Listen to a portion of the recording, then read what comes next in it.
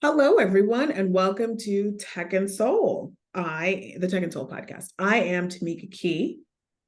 And I am Lynne Johnson. And today we are talking about creators and funding creators and sort of the business models that have come and gone, aka the TikTok Creator Fund. Lynne, you sent me this last week. Why did this catch your eye? Why did you want to chat about this on the show? I mean, for me, the main reason I wanted to chat about it is because for years, people have talked about how Black creators help to build certain social networks like Black Twitter at Night, right?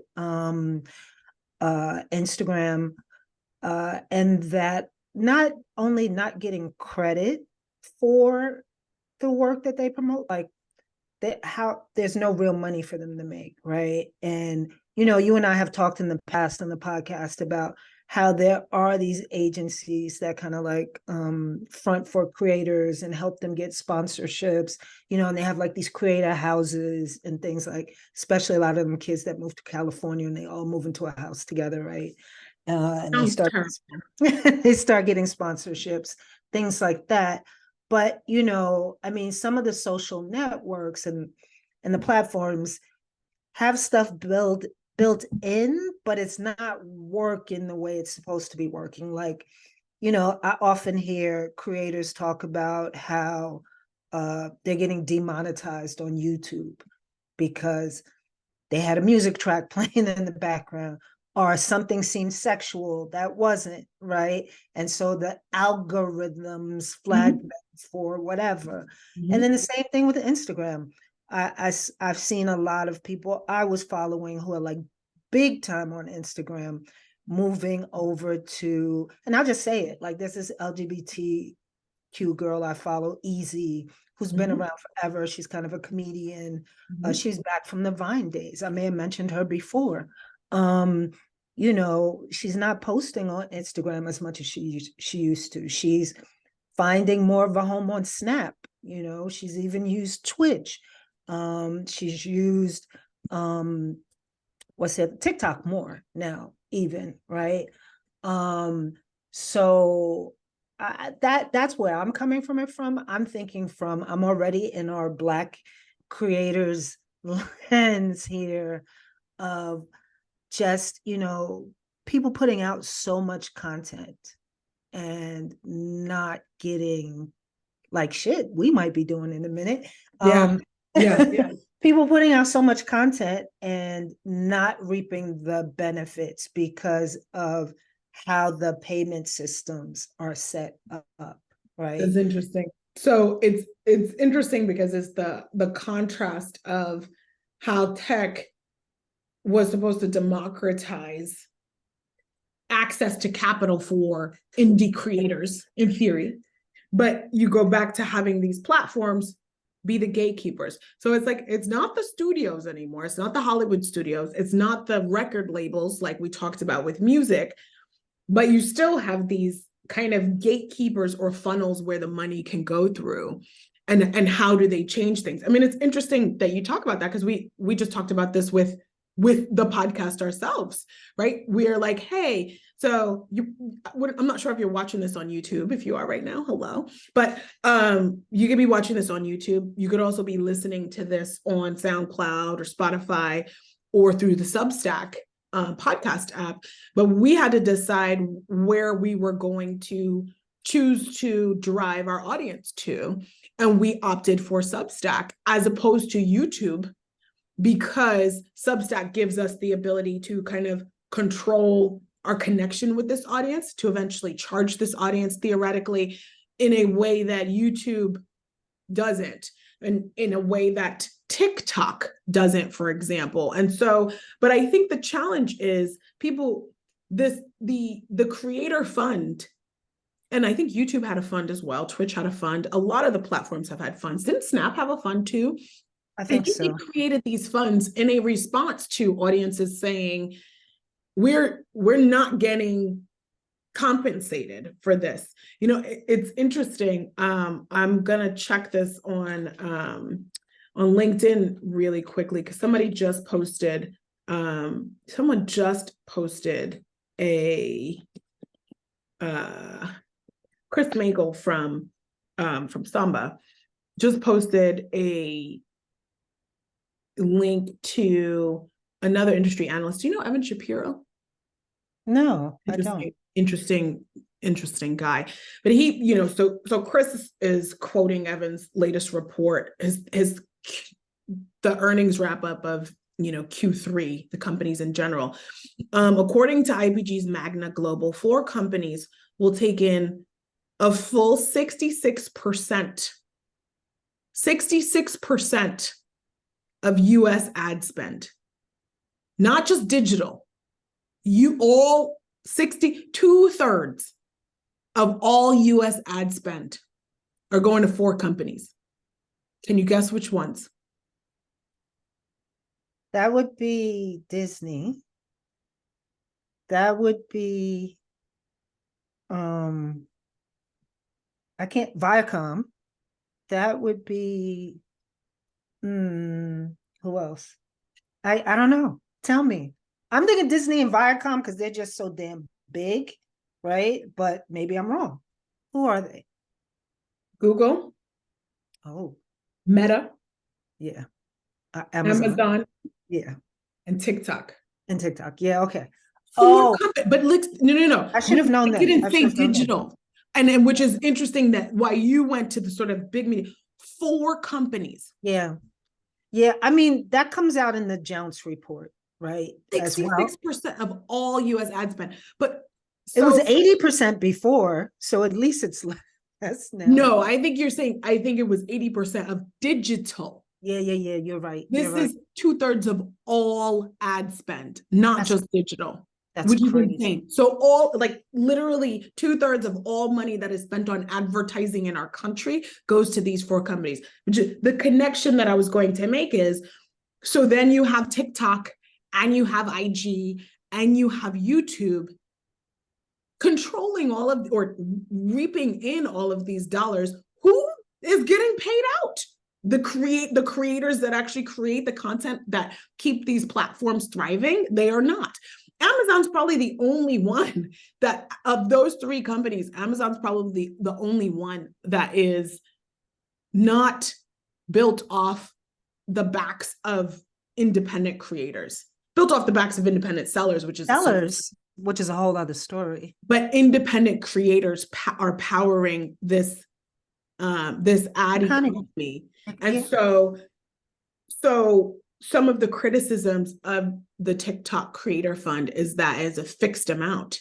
It's not you know, congruent to the proportion of ad spend that TikTok is getting. But then you also have people, like, there are also posts on YouTube where people are like, I got my first YouTube check from hitting the 1,000 subscriber mark or the 10,000 subscriber mark, and it was like $6.33, right? Right. So at what point does, how do the creators of these economies on these platforms get compensated? Well, TikTok claims it's going to do something better. I'm going to read this really quickly. Yeah, please do. So the article was out there almost everywhere end of last week, I believe. Yeah, it was end of last week or this weekend. So on Blavity, this is how Blavity, TikTok is shutting down its $2 billion creative fund, a program designed to help users make money by creating content for the app. The fund aimed to provide money to ambitious creators, right? Through the fund, creators made money based on their shares of platform views, right? Then they also cite a well-known YouTuber and other TikTok creators who said talked about the low income generated. Green has 8 million followers on TikTok, said that per 1,000 views, he was making roughly 2.5 cents, right? So this fund is being discontinued, but now they have developed something called the Creativity Program. Yes. So Which it's theoretically will offer up to 20 times greater earnings potential. potential. Earn up to 20 times per the amount previously offered. Videos that are eligible for the program must be longer than a minute and earn at least 1,000 views. And they must abide by the platform's community guidelines. You know why I'm doing this. Community guidelines. It's so interesting. Yeah. What are community guidelines? And that sounds a lot like what I was talking about, how YouTube has been demonetizing a lot of well-known YouTubers, a lot of really popular YouTubers with like millions of subscribers. Interesting. So here's another stat. The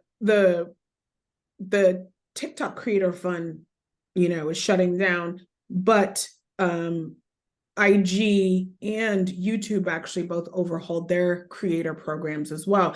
Here's this interesting thing with Instagram. This is another headline from ZDNet. Shout out to Artie Beatty. Good reporting, sir. As Instagram hits 1 million paid subscribers, Meta offers more ways for creators to make money. So what's interesting is the Instagram subscription. So you can subscribe to people on Instagram. That was IG's solution. IG's like, listen, you are popular, you got your audience, let them subscribe to you and we'll take a cut. And so it's interesting that we're starting to see, we're talking about this from the creator perspective. I think we also, there is the segue into the publishing and advertising side of things. I mean, it's kind of like the indie publishers and how they try to monetize, and how they try to sort of monetize their own audiences and how they're trying to sort of scrap together first party data to make their audiences valuable. It definitely does seem to be this challenge of advertisers are investing in digital. Advertisers are they're spending money on TikTok to reach audiences. They're spending money on IG to reach audiences. They're spending so much money on YouTube to reach audiences. But how do you level out the amount that the creators of that content receive? How do you level out the amount that publishers receive in between the buy side and the sell side? It's still at the end of this day, right? We come back to this. The money gets chopped up into so many pieces that the people that are creating the content ultimately can't sustain themselves. Right. This reminds me of a previous conversation we had, right? We're talking about currency and coins, right? Yep. And I think that what's happening here, and you said it very well when you talked about how the 4 players who will be receiving most of the ad spend, right? They're maintaining the pot for themselves. They create these walled gardens so that they can hold on to this money. And it goes to show with Meta. Meta's doing this thing where it's kind of deprioritizing news because this whole thing about, because news publishers want to get a share of all that ad spend, like Meta, you get all this ad spend. A lot of content on your platform comes from news media companies, right? And what Meta is saying is, nope, that's so little of our content. Our content is really UGC content. So we don't have to pay y'all. We don't have to strike a deal. Although we know that in Australia, Spain, wherever the other places it happened. Australia is what comes to mind. Yeah. There was a whole thing with Canada too, right? Oh, Canada. Right. I think something in Spain too, where these deals were struck. But in the US, they're like deprioritizing publishers. Publishers are always talking to me about how much traffic they used to get from Facebook, and now they're getting none. And especially those without real mobile plays, they were using Facebook as their mobile play. You know what I mean? Okay. So it's I don't know, independents need to find a path that's direct to the brands, which you see with some of the indie creators going directly to brands for The sponsorship. challenge is that the challenge is the scale piece, right? What comes to Right. mind for me when you talk about that is like a platform like a Dan Ads or something like that, where it's Self-service. allowing, it's allowing the publishers to set up their own kind of self-serve place.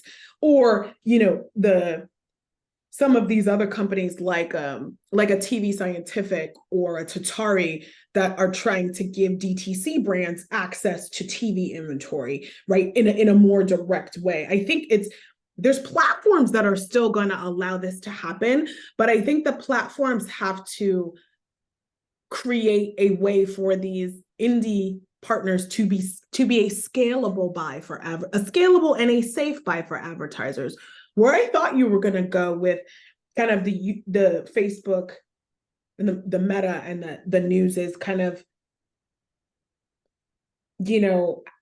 how and whether they are trying to shield themselves from lawsuits in terms of Oh yeah, misinformation and disinformation, there's and that too. that's why they've kind of cut off the fire hose, because they're like, well, we can't verify whether this site is biased or not. We can't verify whether this site is They have released so many tools lately to be able to figure that out, that I don't think it's the case. They just don't want to pay. They don't right, want to pay.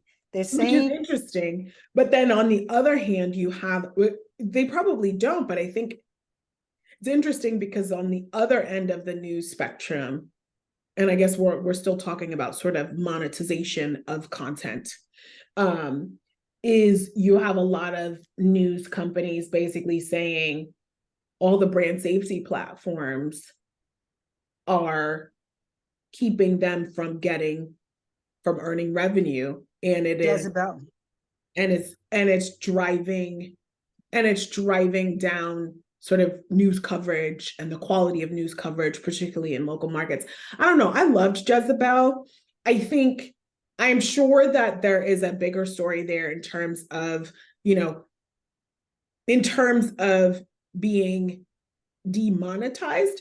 But I also think the challenges Jezebel is and was of Web 2.0, and we are in sort of the Web 3.0 phase. And Jezebel was a blog, and as I think we talked about this last episode, right? Of course we love blogging, but like blogging is not a thing anymore, right? It's make your newsletter, make your website. Like, does anybody even say they have a blog? No, people have newsletters, they have podcasts, right? There are so many podcasts, you can't even consume them all nowadays. And the last note I would say is on Substack, I am sure there are tons of fucking Jezebel-esque. Yeah, and I get that, right? And it's funny because we have this rapper newsletter, and this morning Oh, I put in a little. the rapper. I thought you were talking about like. Oh, us? Oh, we should have No, our no. own newsletter. I thought you don't meant rapper, like rap. Oh, rap, like rapping Oh, about. you have a rapper newsletter? What? No. Although I do spoken word on stage Exactly. That's events, why I was right? like, damn. Okay, but no, Ad Monsters rapper newsletter. You remember that thing? Yeah, the rapper. Right. So I put a little post in there about Jezebel, but I didn't even have to talk about it myself because what is this guy's name? This guy who has a newsletter called Media Light, and then Ooh. Brian, what is this guy's name? Brian Morrissey? And then Brian Morrissey's The Rebooting. And both of them, their take on the whole Jezebel thing was really interesting to me. And the thing that Brian said is like, yeah, it's a shame, it's terrible, but he kind of was going along the same thinking as you. Like, there will be new creators with new models that fit the current open web. So yes, the open web is changing, and publishers, just like individual content creators, need to catch up to those changes.